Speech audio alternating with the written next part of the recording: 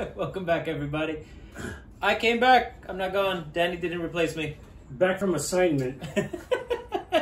We had him go stand outside of Home Depot for 3 hours while we were doing our Anyways, welcome back to Colleague Conversations. with me, Rico. And me, Nain. So, we had an interesting conversation with Dennis. That was awesome. I'm sure you watched it, right? Oh, yeah. It was a lot of fun. We, you know, he's just an interesting guy to talk to. Anytime you get to talk to him, you know he's going to fill your head with a lot of good stuff. Oh, yeah. At least good stories. At least good stories, right? Funny stuff. You were away last week. What have you been thinking about since you were gone, or while you were gone? Well, actually, I really enjoyed the video with Dennis. It affected me a lot in the sense of how I view the idea of teaching. To me, that middle part was really the most important of the conversation, was this new concept of how he likes to share versus teach. Right, I thought that was cool too. That was a great, you know, he's a life coach, so he gives them more the tools and the understanding, and then they have to make the choice. And that's a lot like the way we teach. Yes, and that's why I really enjoyed that segment. Yeah. The way he broke that down, it really reminded me a lot of what we do as far as the way we go about showing our students things. Definitely. You know, he's a great source of information. If you ever get a chance, have a conversation with him. Great guy to have a conversation with. Yes. Yes. Regularly, you and I still train. Yes. Right, but our training isn't the normal training where we're drilling for hours and hours of trying to knock each other out. You're giving me the next, 36 moves. The idea of the way I've been showing you stuff versus the way we show the newer students, big difference. And talk about that, because I want to hear why you think we do that, or what's inside of your head as far as the way I'm giving you lessons now as opposed to the way I did from 6 years ago. Well, just to kind of give it a physical format, our first 5 minutes of class is the entire class. And that's just between you and I. That's the one-on-ones that we have. The first 5 minutes, we pretty much set what we're going to do for the rest of the hour, 2 hours that we're together. And the rest of that time is really just exploration of that idea. Because now we get to the point where we're teaching ideas. And we've said this as much before. In the first 6 months, we can teach you all the physical stuff that we're ever going to do. Right. Just to have a basis to interject these ideas and start really understanding, okay, what does this actually mean beyond just the one and the numbers that we give it to. And I just think it's an awesome way to learn, because we discuss the ideas. You never give me the ideas right up front, tell me, oh look, we're going to work on this. Right. We have a conversation just the way we are now. You say a few words, it's like, oh, what do you think about this? Or what have you been, pondering in your head? And then that's how the class grows from that. Okay. It's very organic. And in that process, at least I feel that if I can get it in your head, then you can get it into your hands. And you prove it. Right. And you prove it, because even I surprise myself sometimes when you give me an idea and we play with it and I'm not quite getting it. I mull it over, finally it clicks. My eyes go wide. And I perform so much different than I did when we first started the class. And you can see the tangible change in the way I move just by deepening that understanding of what it is I'm actually doing.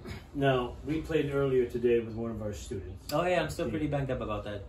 And I mean physically banged up. She smacked me around. And at her level, we have her swinging the sticks. Right. And doing the moves. Right. And, carrying on for a reason. Yes. Now, we have to build that base. And we do that so that they understand all the moves still need to be proper. They still have to deliver accordingly. Right. And all the things need to be in place before she can get the idea in her head as far as what comes after. At the same time, I'm giving you a lesson. Yeah. In that it's the non-physical part of her lesson, where it's more of the mental stuff that you are having to understand and learn. and then try to make it manifest into the physical. So Right. I feed your brain something, then your brain feeds your hand. Yeah. So explain that to me as far as how you, what your conclusion to that stuff is, and then how does that work? It absolutely works. I'm lucky enough to not have any martial arts background, so for me, this is the best way to learn. And not to harp on anybody else's, teaching methods or anyway, but I'm inquisitive by nature. I have to ask and call BS if I don't understand something. Right. And until I do, it doesn't make sense to me. So getting the idea and then figuring out how that idea connects to all the physical stuff that we train, now I'm growing in myself. Now it's no longer you giving me something and me becoming what you gave me. It's, okay, what do you think about this? Oh, I think this and this. Well, let me make a few connections with the physical stuff that you already understand, and then it just becomes so much more later on. And I can't imagine learning any other way. Now, did you ever think that from what you had in the beginning, where we say 1 and 11, literally is just going 1 and 11, right? 1 and 11. Now, when we talk about 1 and 11, we know it's totally different. Right. What changed? The understanding. Which is? That it is a simple movement. We go through all these physical variations of it to understand little bits of it, but at the end of the day, the grander viewpoint of it is it's just movement from right to left, left to right. And when you can simplify something to that degree with proper mechanics behind it and ideas behind it, well, then it can manifest into so many other things. Yeah. Now, the other day I said, teach me how to get from point A to point B, knowing that they're going to have obstructions. And the idea behind that is that, you're given a task. Right. To go from point A to point B. Point B being your opponent. Right, the contact. And your opponent isn't just going to stand there and wait for you to do whatever you're going to do. They may deliver first, they may deliver after you, they may, whatever they're going to do, and you have no clue. How do you get from point A to point B? Well, you have to understand what's going on at B before you can get there. Now, what is B then, right? Right. Because B, since you don't understand or don't know what the opponent is doing, how can you realistically say, okay, B is his head, his hand, his shoulder, or whatever? You can't. Right. It has to become an idea that is flexible enough to adapt to whatever he does at B. Because he may guard, he may punch, he may swing wide, he may kick, he may back up. There are so many possibilities that could happen that if you try to do something specific, and I think that's where a lot of us fall short, is that we're told get from A to B. Okay, I'm just going to walk straight to it. Oh, well, B is punching or kicking. You don't know what B is doing, but you're still trying to get to B. And in the meantime, you're getting, you're taking a few punches or a few kicks. Yeah, you're getting knocked around. Exactly. So instead of it being a destination, it becomes more of a fluid idea of what could happen. What are the realistic possibilities that could happen? And what are some of the things you can do in response to it? Not that you should do to it, because that's going to change depending on the skill level, depending on the environment, depending on whether he has friends. Been paying attention, haven't you? I've been paying attention to a lot of it. So the more concrete it is, the harder it's going to be to actually get out of it once you commit to something. Good. It's and I got that idea with the notion that there is no B. There's no stick, there's no stick, there's no B. There's nothing in front of you, because if that opponent, as we've always said, right, is the least important person in the room at the moment, what he does is irrelevant. If he throws something at me, whatever he's throwing at me becomes B. If he sits back and just screams and yells, I don't need to go to B. I'm good at A. Yeah, but the moment he does something, whatever that is becomes my B. And from my A to his B, wherever it may be, right, that's where I'm going to go ahead and take and do whatever I'm going to do. And I don't know what that might be, because in the process of him throwing that and me going forward with whatever or however I'm handling that, a new B might come out. Right? If he does this and he stops that, this might come, that becomes the new B, and I have to deal with that. So if I keep thinking in my head, oh, I'm going to do this technique or this drill or whatever else, and then it changes. It pretty much nullifies everything that I'm thinking, and I won't be able to accomplish my A to B. Right, because then you have to stop and reassess what's going on, and by then, multiple B's popped up. Right. And that's the big difference, isn't it? Yeah. Well, it goes back to that idea that we were talking about 1 and 11. What is it now? Well, it's a simple movement from left to right. Okay, well, what is B? Well, B is whatever the opponent gives me. Right. And that changes, doesn't it? No, it does. Drastically. Oh, yeah, from fight to fight, from moment to moment. I come with the notion that a lot of fights, when you're getting into them, right? You stand and you know you're going to get into a fight because it's already, the yelling and screaming and the trash talking is already gone. Yeah. And we're at the point where, okay, now we're going to come to blows. There's no out of it. And in the past, when I was young, I would start panicking. Adrenaline flowing, my hands get shaky, I can't talk straight. Yeah, and I almost feel like I want to cry. Oh yeah, butterflies. The whole gambit of fear and emotion, pops up, and I'm either going to do well or I'm not. And depending on what happens, a lot of times I did not do well. At least you cried already. Yeah, at least But the idea is that you look back at those things and you realize, okay, what went wrong? I had some training behind me back then, but I wasn't winning all my fights. Yeah, my mentality was not where it needed to be, right? I mean, I didn't have enough in my head to tell me, relax, calm down, assess the situation, blah, blah, blah, all those things that we're supposed to do. And back then it wouldn't, because we're young and, we listen to the instructor. But we don't understand the instructor. Yeah. We come to that conclusion last week with yeah, just follow the guy in front of you. Right. If he's wrong. Okay. But as we grow and as we learn, we start to see the difference between relaxing in the moment and then tensing up and just trying to swing at anything that moves. And hoping you hit something. Right. And in today's class with Dion, it proved that idea. That was a great way. She panicked and just started swinging away and was really lost in her own mind. And panic jumped in and she started doing repetitive stuff because those are the good things that she knew how to do, but couldn't do the other things that she knew how to do, but she didn't use them enough that they didn't come out. Right? And that became an issue for her. And until we calmed her down, and I even went so far as making her do the alphabets while she's fighting. Right, just to get oxygen in. She was holding her breath. Yeah, so we get her to talking while she's sparring with you. And the difference of night and day. Oh, no, I felt the difference. Yeah, you were getting smacked around a lot more than you did before she started doing that. Right.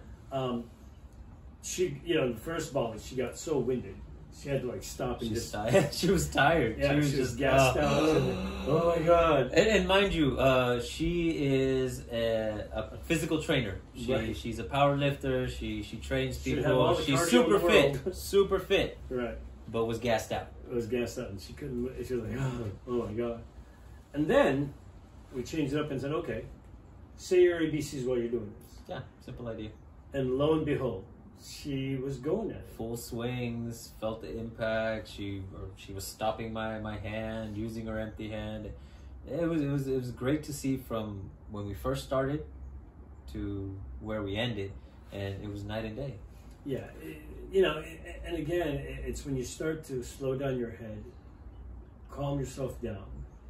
The cortisol that we always talk about, when the adrenaline rush goes and it fills your head and you can't think straight. And once she started saying the alphabets while she was swinging away, all of that was gone. Yeah, that was wonderful. She was able to focus on what you were doing, what she was doing. Yeah, where she was in the whole thing. and it was just incredibly fun to watch. I'm sure for you, I was getting hit, but I it was still as an instructor, it it was great. But and then we did another volley afterwards, and she said, "Oh, can I still do the ABCs?" She made that question, "Can I still say the ABCs?" We gave her the parameters, and you say, "Yeah, go ahead," but she didn't. Right. But it didn't matter anymore because the idea was so clear in her head that she was still swinging away just like before without having to do it. And again, that's what happens when you feed your brain, right, instead of the physicality stuff. If your brain gets it, it'll change it over to the hands and the feet and do what it's supposed to do. And that's why I enjoy seeing those things in the students when they wake up to what's really going on. It's a lot of fun. Yeah, it really is. It's such a kick. So what else you got? What else were you been thinking of, or what else did you got going on? Well, based on that, because we had a class on Sunday about the... My dog is here. He's so our eyes keep wandering down. He keeps trying to figure out how he's going to jump up on my lap. Good boy, Yoda, come here. What are you doing? No, he found something to sniff. Sorry about that. No. We were talking about ideas, and that was my class, our one-on-one class that we recently had. And then today, you flat out just said, "Okay, teach her an idea." I'm like, the hell?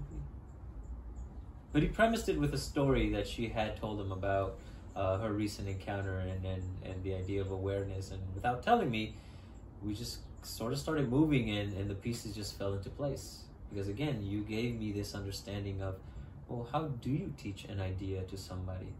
First of all, what do you understand about an idea? And when I saw her move, I started to just pull out, okay, well, she's not doing that idea. She's not doing that idea. Oh, she's not doing any of the ideas that we've talked about. All right, let's start her off with, what's the first idea that you got? Oh, well, we hit the hand. Okay, why aren't you doing it? Okay, then we changed the whole thing. Well, you're hitting the hand now, but my face is closer. Why weren't you hitting the face? Oh, you should be attacking what's actually going to hurt you. And then that was another idea. And then we just layered these ideas that all kind of became this one concept of being aware.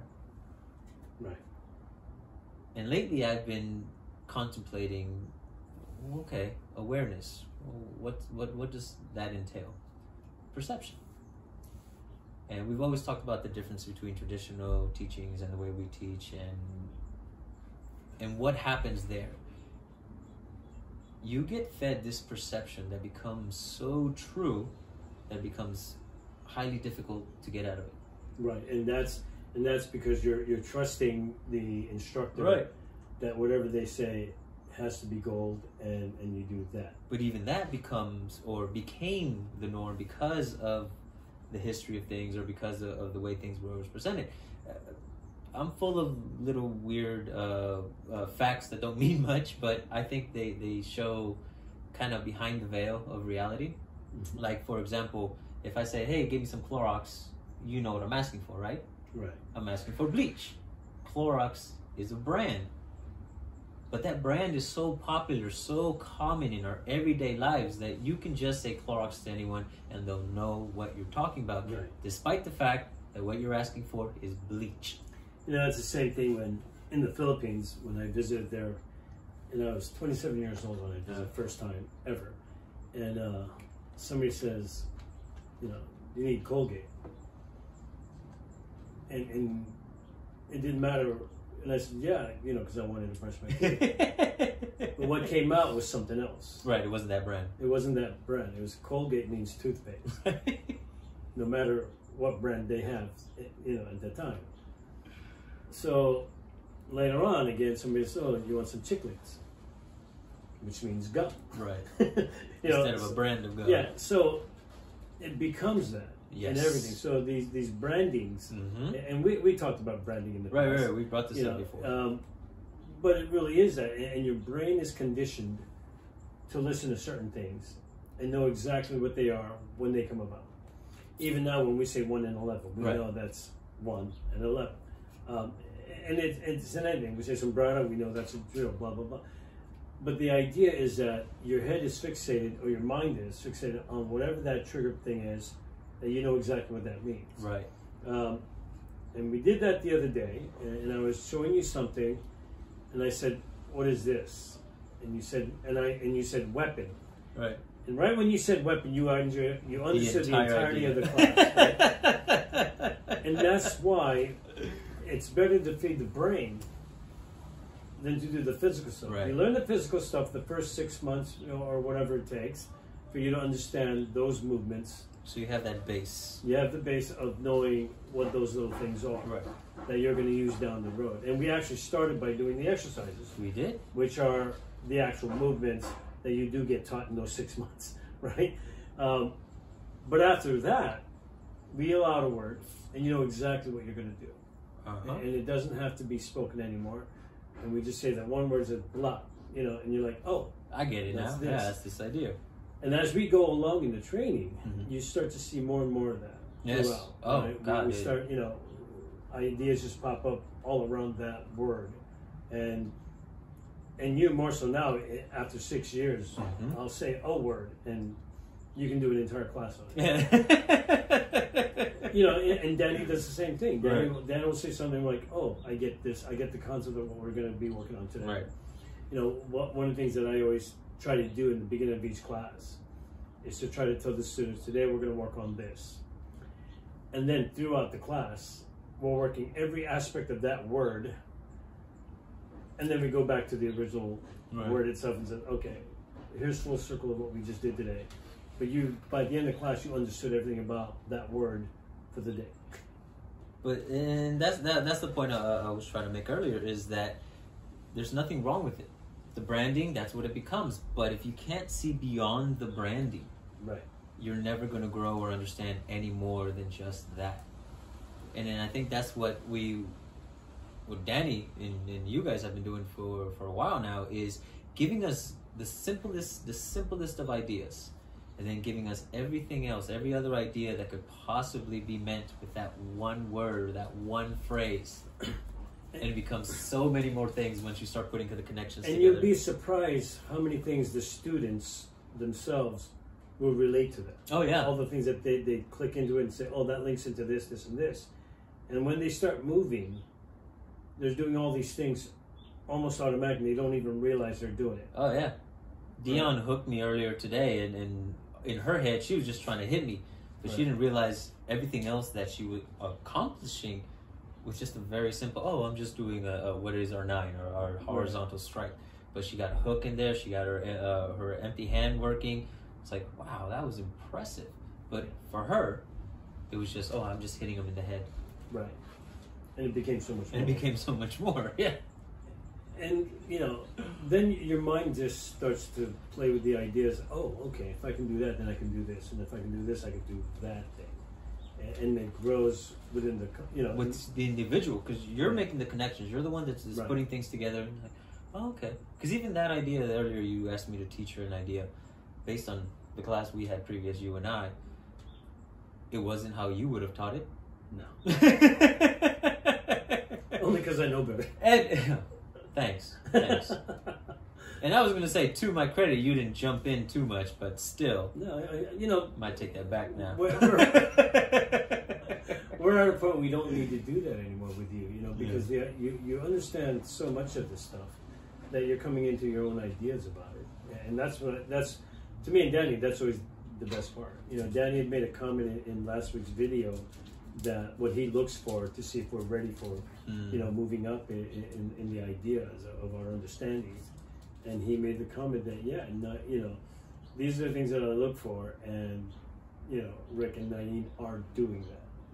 They're constantly showing, by words and physicals and whatever else, but he sees it in us. Right, he sees the concepts, but they're manifesting as Rick, as Nain, instead of copying Danny. Right, which is the last thing we ever want to do. Right. Danny's old. Yeah, he's old, right? Yeah, not you. Oh, yes. I'm probably older than him in body, Yeah, that's true. True. One of the things that I've gotten a kick out of, and that, okay, so being honest here, I've watched all the videos that we've done several times. I watch it at least once or twice in a day, and I bounce back and forth to each one. And as I've always said, to be a good instructor, you have to teach. Right. right? To get better, you have to teach. You know, and to improve on all the things you know how to do, you have to teach.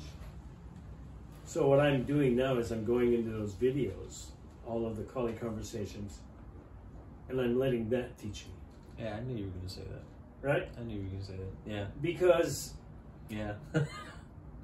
that's how I will get better, right? That's true. By understanding your words, Danny's words, our guest words. Risa taught me. You know, when she started saying the stuff that she talked about, I quickly looked into my head, like, boom, and all these things came out and said, oh, cool. Yeah, rewatching her video, I was astounded for a second time. Right, you know, and I went back and I watched the Dennis videos and his comments and his ideas. And when we talked with Danny, I listened to a lot of his stuff, you know, and I was able to tweak out the anatomy of a strike, even more so than I already have. And that became the lesson you gave me on Sunday. Yes. And it became a totally different lesson, right? It completely, it became a lesson of awareness versus an idea of, okay, how am I going to hit this guy? Yeah. At its face value. And then it just became this, wow, okay, so I'm capable of all these new things that I didn't know I was capable of, that I wasn't capable of actually doing physically. But because you tweaked just a few words, it isn't so much of words, you made me say the words. Right. It wasn't even you saying anything. It was you saying, all right, what is this? Oh, it's your web. Oh, son of a. Right, and you just popped the flood of stuff. Just ideas, and then going back and all the examples that you gave me. I'm like, okay, this, and you put everything in its place in the moment, right, in real time. So you're no longer. Excuse me, folks. Come here. No. Okay, good boy. I know you want to get up here. He wants to be in the video He's too. been dying to get up here. Yes, He's been wandering around our legs and saying, "Hey, let me up here." I wasn't gonna do it. He doesn't like me very much.